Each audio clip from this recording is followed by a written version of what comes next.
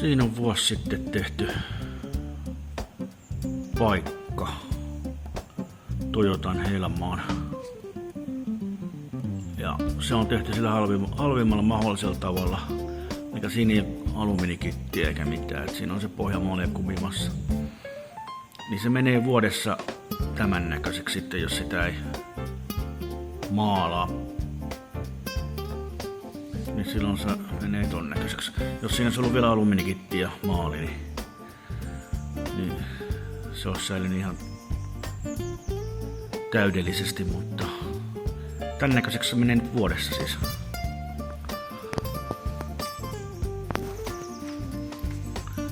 Alhaalta se on tietenkin enemmän ruosteessa kuin siellä se vesi ja suola. Suola pääsee enemmän tekemään töitä, mutta eli tää nyt menee varmasti vielä ehkä pari vuotta, niin sit se on vierestä. Jostain vieressä reikä täällä.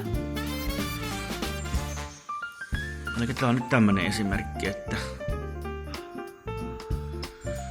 ne kestää noin 3 vuotta ne paikat, jos tekee sillä halvimmalla mahdollisella tavalla. Ilman viimeistä. Että tällaista.